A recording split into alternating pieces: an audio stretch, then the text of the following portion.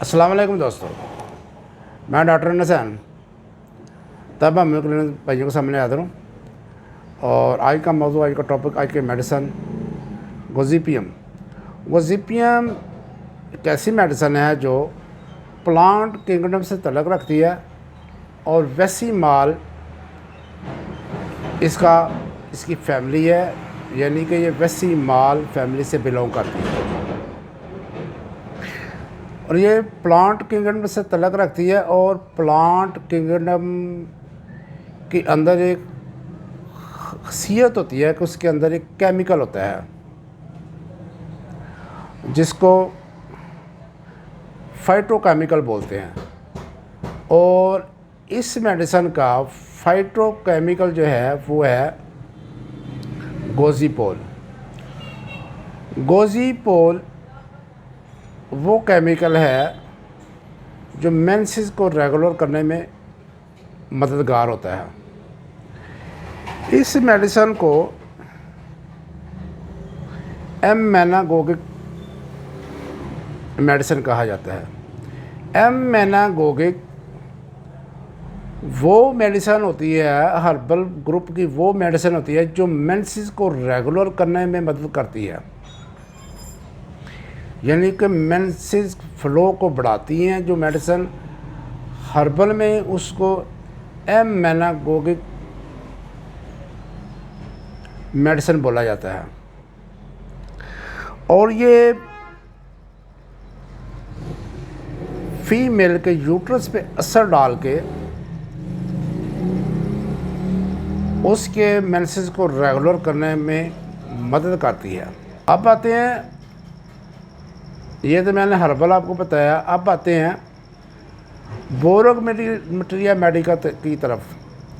अगर हम Borg materia Medica उठाते हैं तो उसकी गोज़िपियम की समरी की पहली लाइन के अंदर उसने लिखा हुआ है कि ये एम-मेनागोगिक मेडिसन है, यानी कि ये यूट्रस पे असर डाल के जो मेडिसिन रेगुलर करती हैं उस ग्रुप से ये तल्लुक़ रखती है मेडिसिन। तो ये एमेनोरिया की बहुत बड़ी मेडिसिन है। एमेनोरिया में बहुत सारी मेडिसिन इस्तेमाल होती हैं, जैसे कि ट्यूबर है, पल्साटिल है, सिम्सिफ्यूगा है, नेट्रमेर है, ग्रेफाइट्स है, सो एंड सो। लेकिन ये जो मेडिसिन है जो मैंने बताई हैं, 5-7 दवाइयाँ मैंने आपको बताई हैं, अगर इनका कोई पेशेंट आता है तो वो इन दवाइयों को अगर खिलाते हैं तो वो ऐसे असर करती है कि फ़र्ज़ करें एक औरत की जो मेंसेस डेट है, जो मेंसेस की डेट है वो 26 तारीख बनती है, तो ये मेडिसिन जो मैंने 5-7 बताई हैं ये 26 को या 27 को या इस एक 2 दिन पहले का करके उसी डेट पे उसको रेगुलेट करके उसको मेडिसिन को जारी करेंगे।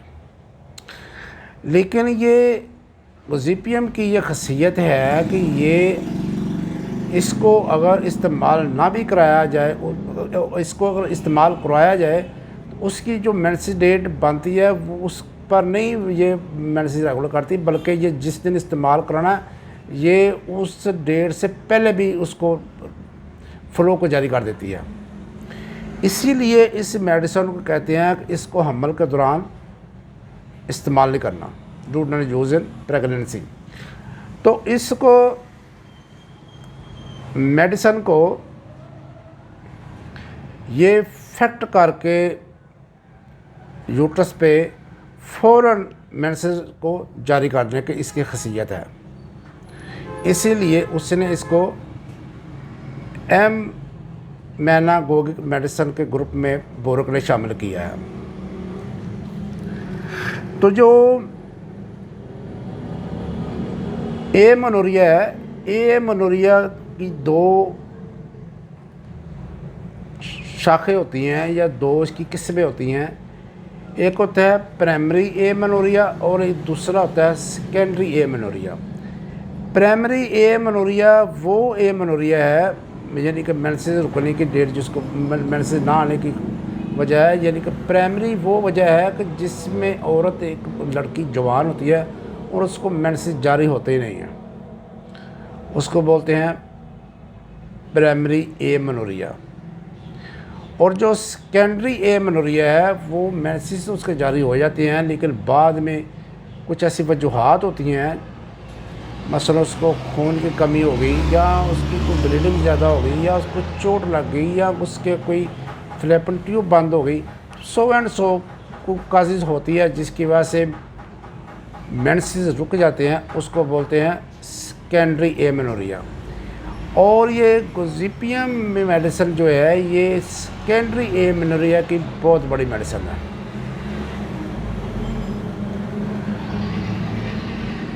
और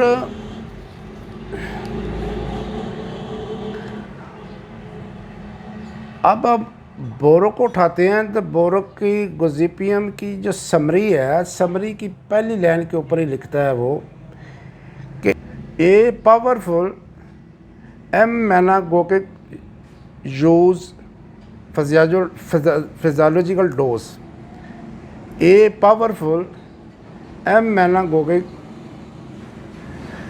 यूज फिजियोलॉजिकल डोज।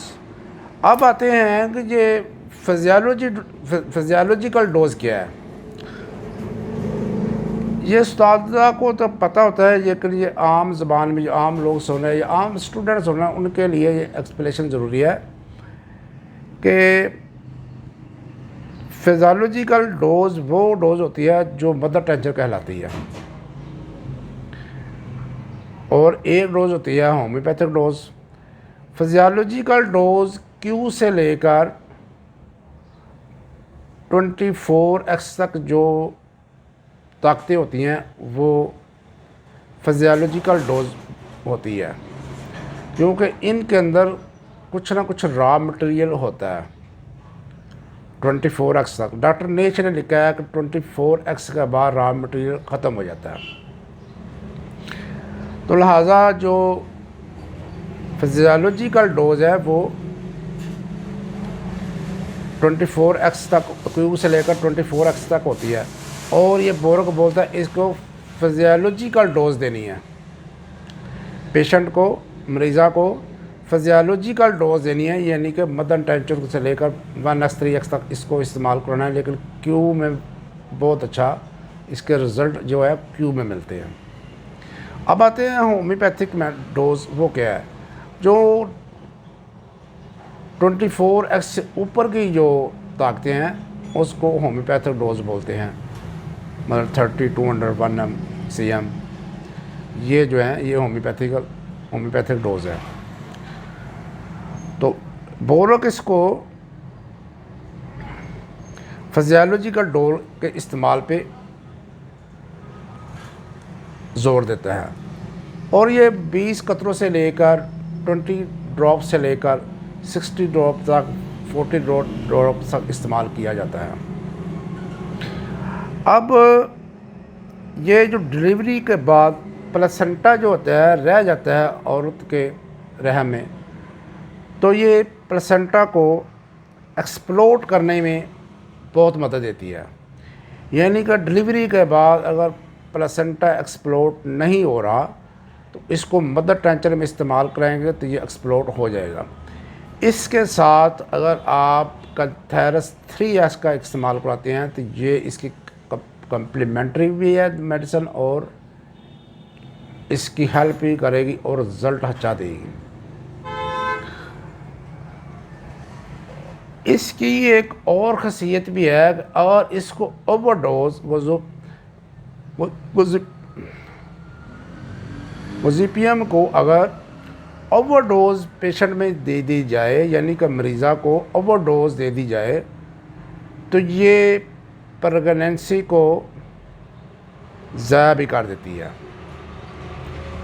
इसीलिए इसको हमल के दौरान इस्तेमाल ना करने की हदायत की जाती है, और इसकी जो ओवरडोज देंगी तो वो प्रेगनेंसी को ज़ाया कर देगी और गुर्दों और लीवर और किडनी पर ये असर भी डालेगी।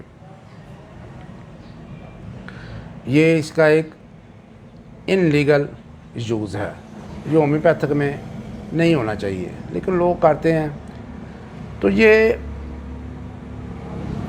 अगर इसकी ओवरडोज को मेल के अंदर इस्तेमाल कराया जाए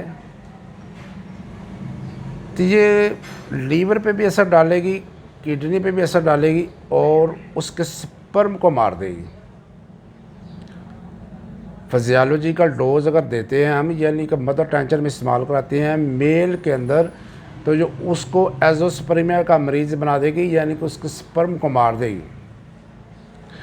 तो ये रिसर्च के मुताबिक ये एजोस्पर्मिया के जो अगर मेल में इस्तेमाल कराई है तो उसको एजोस्पर्मिया का मरीज़ बना देती है, यानी कि स्पर्म को ख़त्म कर देती है। अब होम्योपैथिक लॉ के मुताबिक जो एक मेडिसिन एक मर्ज़ को पैदा करती है वो उसको ठीक भी करती है। तो इस लॉ के मुताबिक अगर आपके पास एजोस्पर्मिया का मरीज़ है, यानी कि वो मरीज़ जिसके स्पर्म पहले ख़त्म हो चुके हैं, ऑलरेडी ख़त्म हो चुके हैं, उसको होम्योपैथिक डोज दी जाए, यानी कि हाई पोटेंशियम में दवाई दी जाए, तो वो एजोस्पर्मिया को ठीक करने की शख्सियत भी रखती है। लेकिन मेरा प्रैक्टिकली इसके बारे में एक्सपेरिमेंट नहीं है। रिसर्च में यह बताया कि ये एजोस्पर्मिया पैदा करती है तो इसको ठीक भी करना चाहिए मेरे ख्याल के मुताबिक। अगर कुछ दोस्त एक्सपेरिमेंट करना चाहे तो कर सकते हैं। ये थी भाई आई की मेडिसिन, आई की दवा। तो जो भाइयों को समझ आई है वो चैनल को लाइक करें और सब्सक्राइब करें और वीडियो को ज़्यादा से ज़्यादा शेयर किया करें। अगर आप लाहौर में या लाहौर के इर्द गिर्द रहते हैं तो हमारे क्लिनिक पे हेमराइड्स, एपिलेप्सी, लकोरिया, इन तीनों मर्ज़ों की दवाई फ्री दी जाती है। तो डिस्क्रिप्शन के अंदर हमारा नंबर है, वहाँ पर रब्ता करके हम ऑनलाइन भी मेडिसिन मंगवा सकते हैं, ये फ्री वाली। और जो दूसरी अगर आपको कोई मसला है, दूसरी कोई बीमारी है, तो आप कंसल्ट करके उसके बारे में भी आप दवाई ऑनलाइन मंगवा सकते हैं। तो भाई को दें इजाज़त। होम्योपैथिक जिंदाबाद, पाकिस्तान पैंदाबाद। अल्लाह हाफिज़।